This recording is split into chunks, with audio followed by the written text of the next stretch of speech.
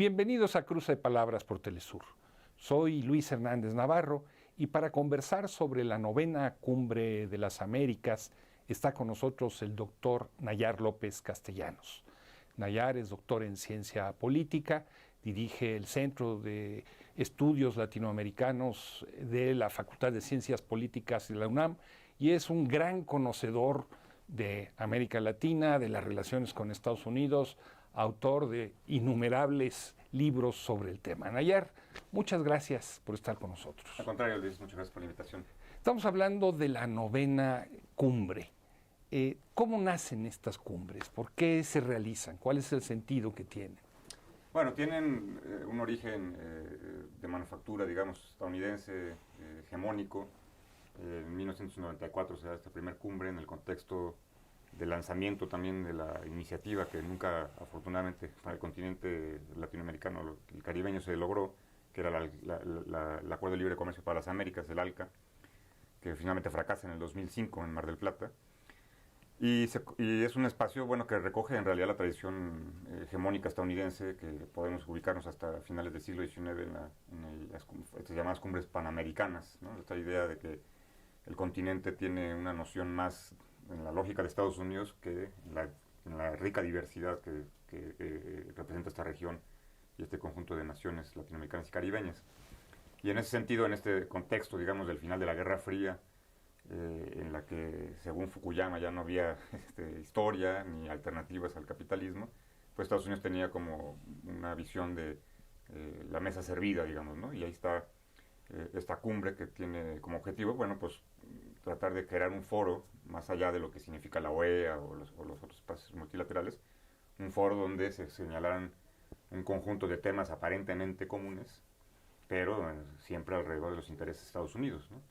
Y esta novena cumbre, pues, repite esta historia, ya ha estado trazada siempre por la exclusión en su momento de Cuba, hasta que finalmente hay una participación, ¿no? Pero lo ubicamos en ese sentido, ¿no? Es un espacio más, digamos, un foro que pretende dar una imagen de que Estados Unidos tiene una lógica como colectiva en el continente, pero en realidad pues es parte de unos de tantos mecanismos de intervención que han existido siempre con respecto a la región. ¿Por qué es que se llama de las Américas? ¿Por qué en plural? ¿No estamos hablando del continente americano? Claro, quiere darse esta idea, digamos, ¿no? De que hay una diversidad y que supuestamente podría entenderse como un respeto, un equilibrio, ¿no? La idea, digamos, de que son muchos países en un continente que tienen esta connotación, pero ubicando obviamente la paradoja, digamos, de que Estados Unidos de América, ¿no? Que se nombran como tal, y toda su lógica siempre ha sido América para los americanos, o sea, para ellos, no para los integrantes de todo el continente, ¿no? Entonces, que pretende, digamos, tener esta idea, ¿no? De una uniformidad y un aparente piso parejo para todos los países, ¿no? El presidente Biden no es ajeno a América Latina. Como vicepresidente desempeñó un papel muy importante en la región, jugó un rol fundamental en todo lo que es la estrategia estadounidense hacia Colombia, a diferencia, por ejemplo, del presidente Trump, que estaba más preocupado con China, etcétera, etcétera. ¿Podemos pensar esta cumbre como parte de una iniciativa estadounidense de reposicionarse en la región? En cierto sentido, porque finalmente, digamos, ya ha avanzado su administración un cierto tiempo, se acercan las elecciones de noviembre, elecciones intermedias, legislativas, y no había dado pasos como claros, digamos, o concisos en la región hasta hace poco tiempo en el contexto de esta convocatoria, ¿no? De la cumbre. Por ejemplo, bueno, a raíz del conflicto Rusia-Ucrania, pues obviamente hay un acercamiento más evidente y un reconocimiento implícito al gobierno de Nicolás Maduro en Venezuela, por ejemplo. Apenas hace unos pocos días, en realidad, que levanta algún tipo de restricciones con respecto al bloqueo de Cuba que había reformulado, digamos, Trump, ¿no? Y inclusive recordar que él como vicepresidente también fue parte, digamos, de este acercamiento que se da entre Estados Unidos y Cuba al restablecerse las relaciones diplomáticas entre ambos países a nivel de embajadores y todo este constructo, digamos, que hicieron Obama y Raúl Castro, que derivó en la propia visita, por primera vez en la historia oficial, digamos, en la historia de Cuba, de un presidente de Estados Unidos. Entonces, en ese sentido, bueno, estos antecedentes que él, como bien señalas, fue partícipe con la administración Obama, siendo el vicepresidente, pues ahora apenas está dando algunos pasos, ¿no? Digo, no significa ello que no esté Estados Unidos hiper presente en la región, no solamente en el ámbito diplomático, sino con las bases militares, ¿no? Que hay cuentas que marcan entre 76, otros dicen 100, ¿no? Más de 100, y todo el sistema de espionaje, etcétera, etcétera. O sea, toda la presencia que está desplegada en la región, y en términos económicos no sería con los acuerdos de libre comercio, etcétera, ¿no?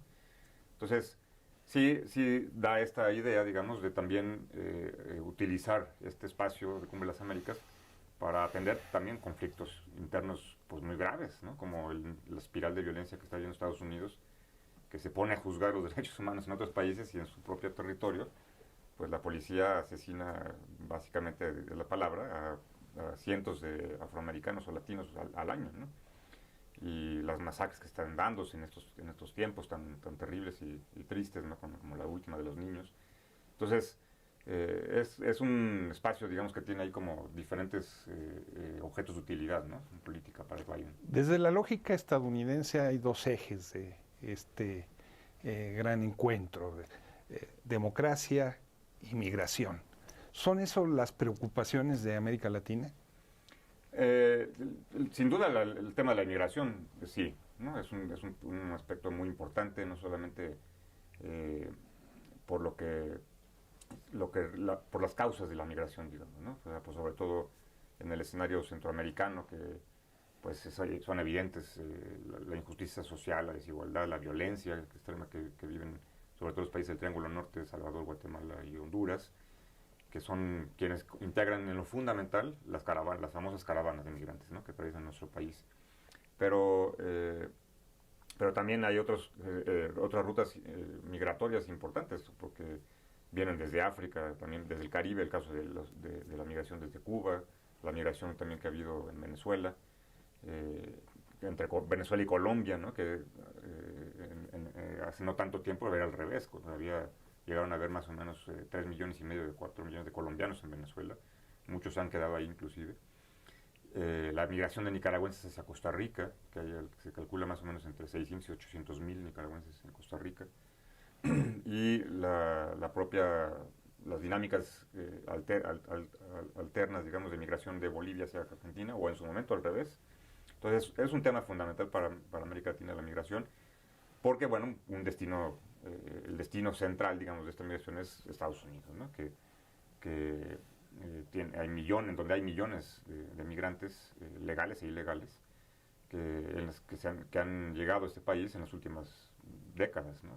No se diga con el caso centroamericano, cuando, por ejemplo, El Salvador en particular, hay 2 millones y medio más o menos de salvadoreños viviendo en Estados Unidos, ¿no? Entonces es un tema central, sin duda. La democracia es otro aspecto, ¿no? Es la agenda de intervención estadounidense en la región. Sí, es uno de los principales elementos con los que legitiman el intervencionismo en la región. O sea, acusar a alguien de dictador, nada más porque lo dicen ellos, ¿no? Y además, obviamente, priorizando la lógica de que existe un solo modelo de democracia, que es el de ellos, ¿no? La democracia representativa.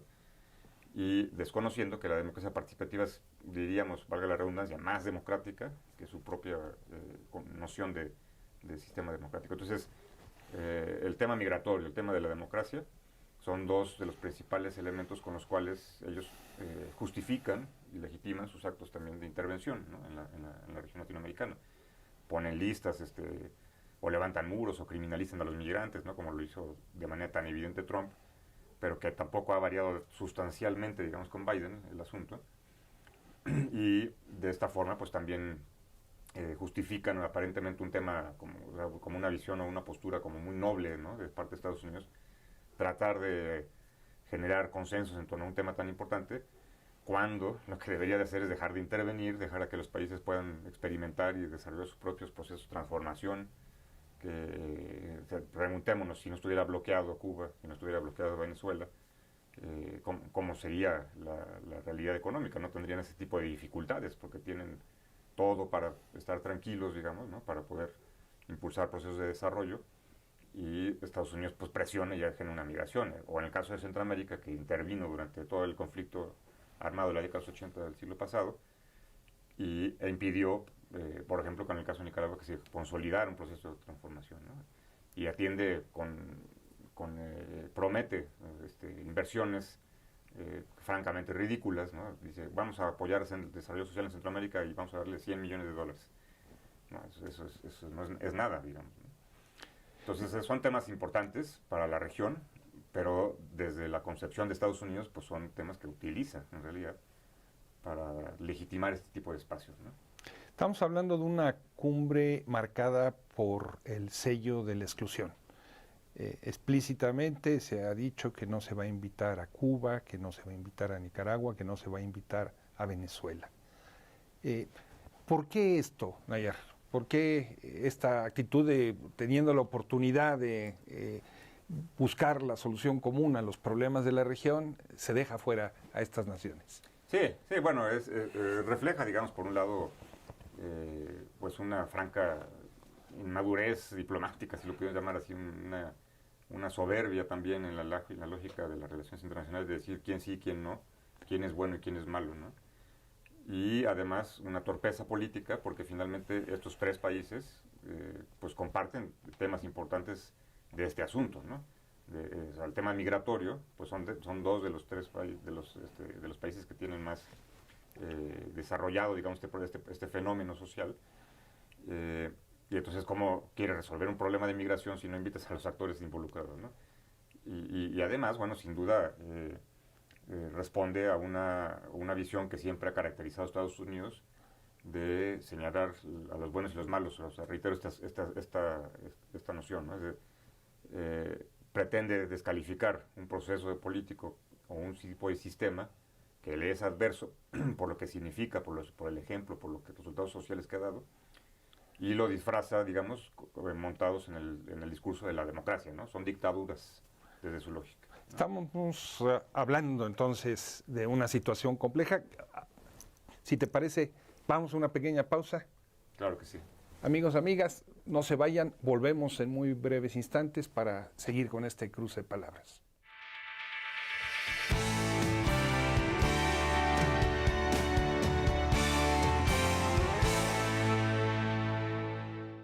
Estamos ya de vuelta en este cruce de palabras, conversando con el doctor Nayar López Castellanos.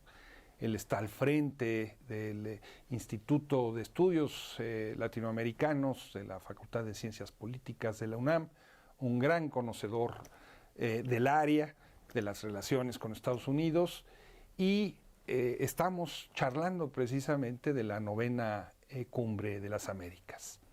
Nayar, a diferencia de otras cumbres, en esta hemos visto resistencias de ciertas naciones latinoamericanas a esta exclusión de la que hablábamos. ¿Cómo explicarnos el origen de estas resistencias o de estos rechazos y hasta dónde marcan o no marcan los trabajos de esta cumbre? Bueno, sin duda se ha dado, digamos, una reacción interesante, yo diría yo, ¿no? También en cierto sentido histórica, de un tú a tú, ¿no? Con Estados Unidos, por el tema de la exclusión, ¿no? de la discriminación de los tres países que hemos mencionado. Y considero, digamos, que es parte de una dinámica que debería prevalecer de manera permanente en ese sentido, de pues poner un alto, ¿no? A la soberbia estadounidense. Es decir, si es de las Américas, pues es de las Américas y tienen que estar todos, ¿no? Como lo que decíamos hace un momento, o sea, los buenos y los malos, ya no se puede aceptar esta lógica, digamos. Entonces, se han levantado voces en la región con algunas con diversas causas, digamos, ¿no? El caso de Guatemala, que el enojo del presidente guatemalteco por el tema del fiscal que ratificó en su cargo, que es acusado de acuerdo con Estados Unidos por corrupto, es la causa aparente, ¿no? De esta voz que se alza. Y otras, bueno, en una lógica más de la soberanía y de la dignidad, ¿no? Si estamos en un mismo espacio común, que es un continente, ¿con qué derecho me excluyes, ¿no? Y ¿quién se le ocurriría, digamos, una cumbre en la que tendría que invitarse a Estados Unidos y no se le invitara por lo que significa Estados Unidos, ¿no? Entonces, me parece interesante la reacción. Habla de también, tal vez nos podríamos preguntar, tal vez algunos nuevos tiempos podrían estarse generando, digamos, en este sentido. Y aún así, el elemento más importante, digamos, es que esto realmente tomara forma, ¿no? Y se pudiera consolidar, por ejemplo, con una CELAC mucho más protagónica, mucho más con el motor andando en todo momento, porque a veces se detiene, a veces avanza. Y, y sobre todo, y eso es una visión, digamos, de hasta dónde podríamos llegar con esta nueva cara de la América Latina y el Caribe, es retirarse de la OEA, ¿no? Cuba, bueno, que fue expulsada desde la década de los 60, Venezuela que se retiró, aunque sigan poniendo ahí un nombre y quién sabe quién es el que está ahí, ¿no? De quién sabe qué Venezuela es la que está ahí en la OEA. Y el caso de Nicaragua, que también ya inició su retiro de la organización. Yo diría que habría que ir del discurso a la congruencia y a los hechos. Y por ejemplo, si en el caso del gobierno mexicano, que el presidente López Obrador ha señalado que la OEA debe reformularse, etcétera, etcétera, bueno, que ya no sirve, que ha sido un instrumento de intervención, bueno, pues que se retire México de la OEA, ¿no? Yo diría que los países latinoamericanos caribeños deberían de retirarse de un mecanismo multilateral que ha sido la OEA, pues siempre el llamado Ministerio de las Colonias, peor aún con el personaje que no me agrada decir su nombre, ¿no? El secretario de la OEA, que ha sido pues como un empleado del Departamento de Estado en todos estos años que ha estado en ese cargo. Y un empleado muy segundón. Sí, además, sí, ¿no? sí, muy... Una especie de muñeco manejado por un ventríloco, ¿no? Exacto, sí.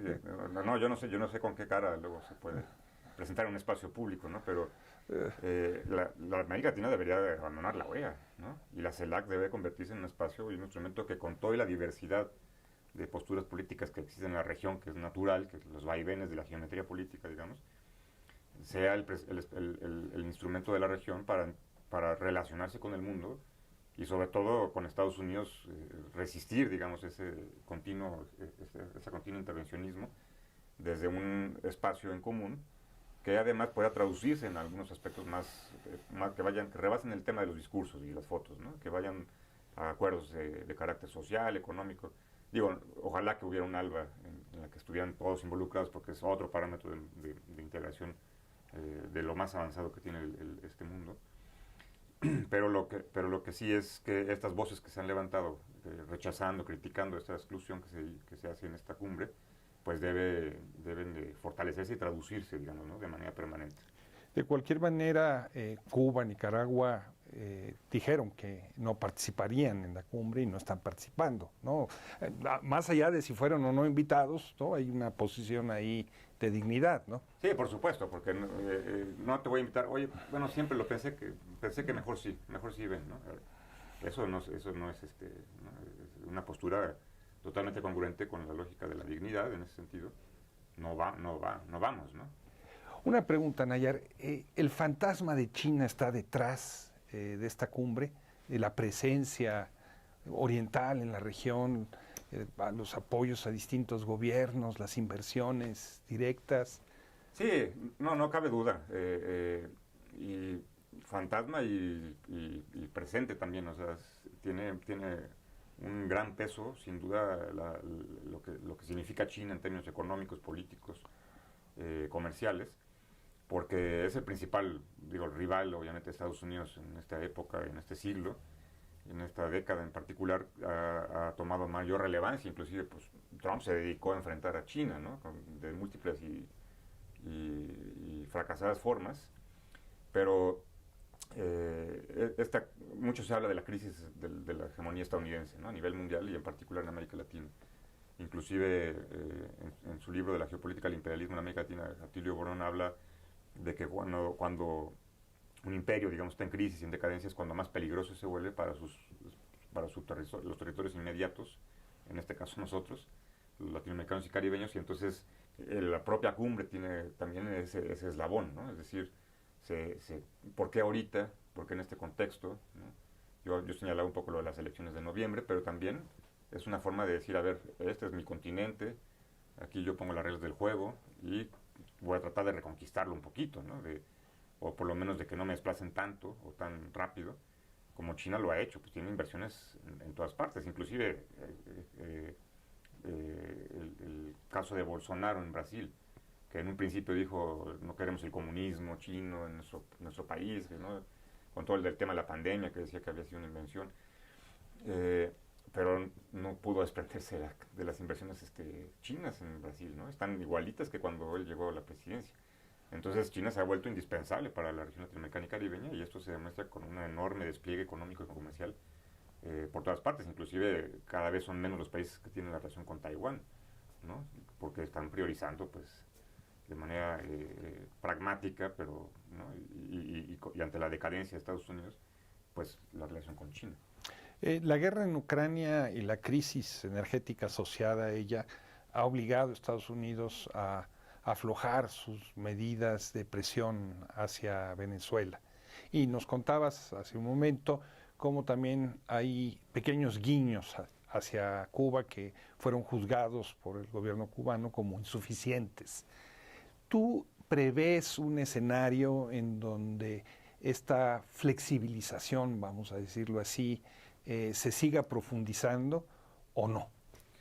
Yo creo que, bueno, en gran medida depende mucho de cuánto dure este conflicto con Ucrania, ¿no? Que no se ve que va a acabar en lo inmediato, ¿no? Pero sobre todo, digamos que el haber ya dado esos pasos de acercamiento, empezando, digamos, por un reconocimiento tácito, ¿no? Del gobierno de Maduro en la lógica de enviar algún portavoz, algunas personas para dialogar y abrir algunas cosas, algunos aspectos económicos.